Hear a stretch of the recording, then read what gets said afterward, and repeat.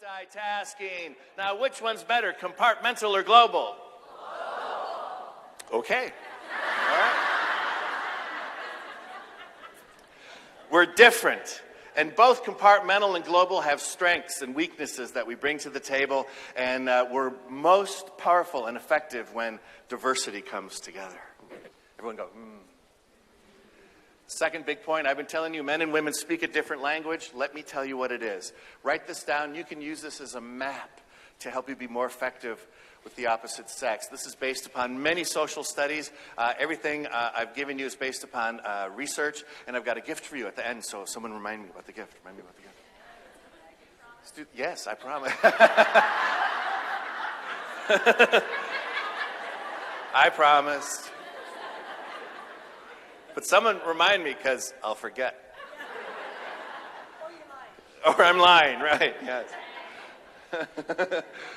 Women tend to speak in paragraphs, say the social studies. Women tend to speak in paragraphs, giving what's called a historical narrative.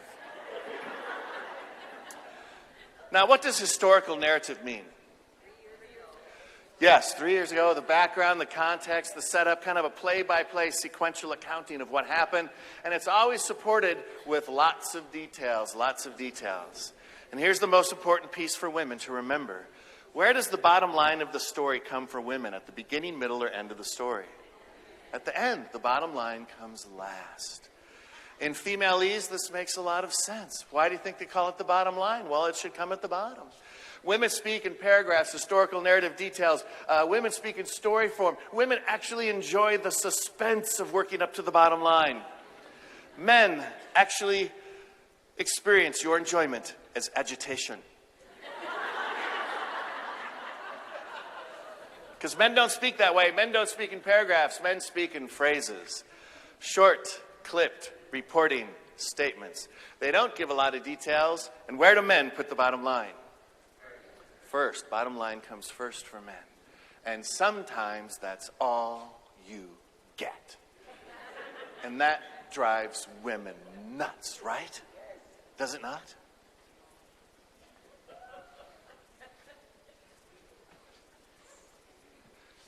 How many words does a man speak in a day? A man speaks 12,500 words in a single day. I bet you didn't think men spoke those many words. That's a lot of words. 12,500 words in a single day. How many words does a woman speak in a single day? 25,000 plus. 25,000 to 50,000, actually. Now, this could be a lot of frustration.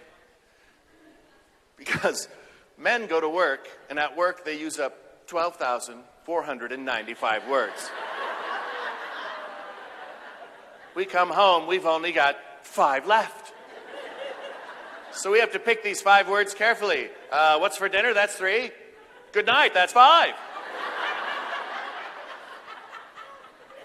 And I know you ask yourself, ladies, you ask yourself, why do men speak anyway? What is the purpose of communication for men? Well, according to Dr. Deborah Tannen, she says the purpose of communication for men is to report a fact. This is why men communicate, to report data, to report the facts. Here are the facts. Why do I need this crown? These 4 clinical reasons. 1, 2, 3, 4, 5. Here's the data, here's the facts, here's the report. Why do women speak? She says, very clever how she says it. Women speak for kind of a different motivation. Women speak to build a rapport. Isn't that clever? Men speak to report. Women speak to rapport. I shall report to you. I would like to rapport with you. Here's the report. Let's rapport.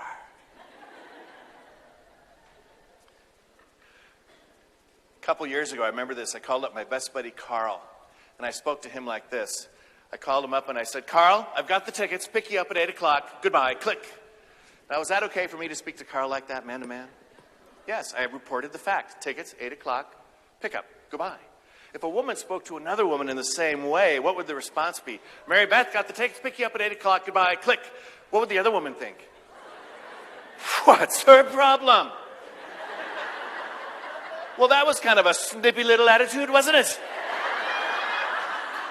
Somebody having a bad day today. This is a true story. This is a true story. I was visiting my father, Jack, a few years ago, and he had had some eye surgery. Nothing serious, but he had some eye surgery, so he had some stitches, right? And so we're talking, and the newspaper fell off his lap onto the floor. And so he bent over to pick up the newspaper, and he popped a stitch. And some blood was coming out, you know. So nothing serious, but, you know, obviously had to go to the doctor and get it, you know, fixed up. So he was scheduled at breakfast with his best buddy, Johnny. Johnny and Jack were going to have breakfast tomorrow morning, and so he had to call and cancel because he had to go to the doctor. And so he calls up Johnny, and I can hear Johnny on the other end of the line. I'm not embellishing. My dad goes, "Johnny, I can't go to breakfast tomorrow because my eye's bleeding." And Johnny goes, "Okay, bye." Click. I mean, no details at all. It's like, are your eyeballs hanging out of your head? Should we call an ambulance? Your eye's bleeding. Are you okay? Hilarious.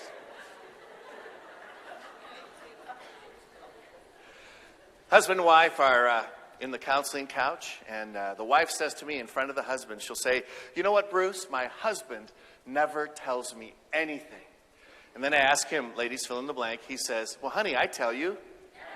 Isn't that strange? What's going on? Well, we actually have a language difference here. He speaks in bottom line. She speaks in historical narrative detail. So at the end of the day, she'll ask him, she'll say, "Hi, honey, how was your day today?" He answers bottom line, "Fine." This means nobody died, and I still have a job. I mean, that's the bottom line. But when she asks the question, "How was your day?" she wants some detail. She wants some historical narrative. She wants to know, "How was your day? How was 8 o'clock? How was 9?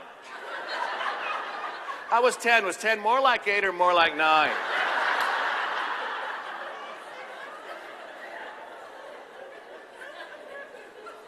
It's amazing we communicate it all, isn't it? A few years ago, my associate who worked for me at that time was a female, and is a female to this very day, actually. She told me the story. Her husband comes home Friday afternoon. True story. Husband comes home, and he bursts into the kitchen, and he says, and he makes this announcement. He says, "Honey, my sister had her baby today." And what does she want to know? Yeah, was it a boy or a girl? Was it difficult delivery? How much did it weigh? What did they name the child? Can I call them? And he turns to her and says, "Man, I didn't even think to ask those questions."